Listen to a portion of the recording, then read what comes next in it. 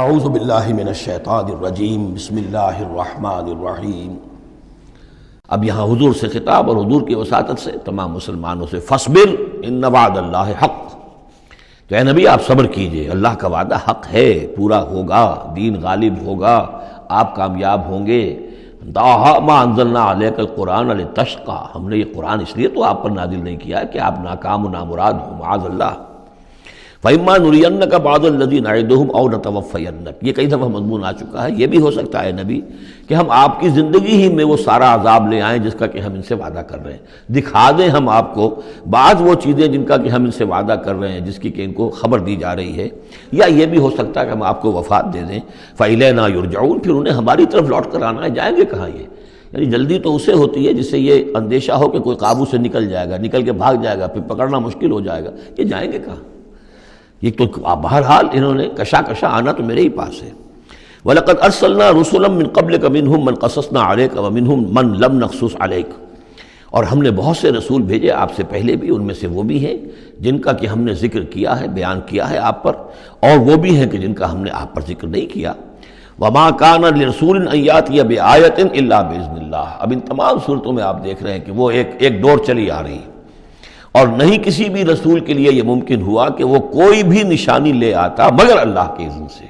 کوئی رسول اپنی ذاتی طاقت سے، اپنے فیصلے سے نشانی نہیں لا سکتا تھا۔ فَإِذَا جَاءَ أَمْرُ اللَّهِ قُضِيَ بِالْحَقِّ، پھر جب اللہ کا فیصلہ آ گیا تو پھر فیصلہ چکا دیا گیا حق کے ساتھ۔ وَخَسِرَ هُنَالِكَ الْمُبْطِلُونَ، اور پھر اس وقت جو ہیں جو کہ جھٹلا رہے تھے اور جھوٹ بنا رہے تھے اور مبتل تھے، وہ وہی ہیں کہ جو خسارے میں پڑے۔ خَسِرَ هُنَالِكَ الْمُبْطِلُونَ۔ اللہ الذی جعل لکم الانعام لترکبوا منها ومنها تاکلون، اللہ ہی ہے وہ جس نے تمہارے لیے وہ چوپائے بنا دیے، حیوانات، مویشی، کہ تم ان پر سواری کرو، اور انہی میں سے تمہاری خوراک بھی ہے، تم کھاتے بھی ہو، ان کا گوشت تم کھاتے ہو۔ ولکم فیہا منافع، اور ان کے لیے اور تمہارے لیے ان میں بہت سے منفعتیں ہیں، بہت سے تمہارے کام نکلتے ہیں۔ یہ مضمون بہت تفصیل سے سورہ نحل میں آ چکا ہے۔ وَلِتَبْلُغُوا عَلَيْهَا حَاجَةً فِي صُدُورِكُمْ، اور تم ان کے اوپر سوار ہو کر پہنچو اپنی کسی کام کو، اپنی ضرورت کو پورا کرنے کے لیے جو تمہارے جی میں ہے، تمہارے دل میں ہے۔ وَعَلَيْهَا وَعَلَى الْفُلْكِ تُحْمَلُونَ، اور ان پر بھی اور کشتی پر بھی تمہیں سوار کرایا جاتا ہے۔ وَيُرِيكُمْ آيَاتِهِ، اللہ تعالیٰ تمہیں اپنی آیات دکھاتا رہتا ہے۔ فَأَيَّ آيَاتِ اللَّهِ تُنْكِرُونَ، تو تم اللہ کی کون کون سی آیات کا انکار کرو گے؟ افلم یسیروا فی الارض فینظروا کیف کان عاقبۃ الذین من قبلہم، ایک تو یہ آیات آفاقیہ ہے، اور ایک پھر وہ آیات ہیں تاریخی، ایام اللہ۔ تو یا افلم، تو کیا یہ زمین میں گھومے پھرے نہیں ہے کہ یہ غور کرتے کہ کیسا انجام ہوا ان کا جو ان سے پہلے تھے؟ کانوا اکثر منہم، وہ ان سے کہیں زیادہ تھے تعداد میں، واشد قوۃ، اور زیادہ شدید تھے طاقت میں، وآثارا فی الارض، اور انہوں نے جو نشانات چھوڑے ہیں اپنے بعد آثار قدیمہ، وہ ان سے کہیں بڑھ کر ہیں۔ فما اغنی عنہم ما کانوا یکسبون، تو بچا نہ سکی اللہ کے عذاب سے انہیں وہ چیزیں کہ جو وہ کمائی کرتے رہے تھے۔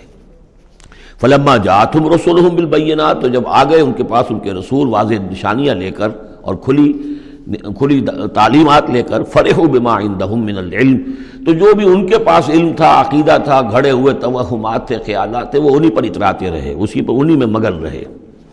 وحاق بہم ما کانوا بہ یستہزئون، اور جو حق آیا تھا اس پر کا مذاق اڑا رہے تھے، وہ پھر ان کے اوپر الٹ کر پڑا اور اس نے ان کو اپنے گھیرے میں لے لیا۔ فلما رأوا بأسنا قالوا آمنا باللہ وحدہ، پھر جب انہوں نے دیکھ لیا کہ ہمارا عذاب آ رہا ہے، تب انہوں نے کہا ہم ایمان لائے اللہ پر، بالکل اس کی وحد، اس کی توحید کو مانتے ہوئے، تنہا اللہ ہی پر ہم ایمان لائے۔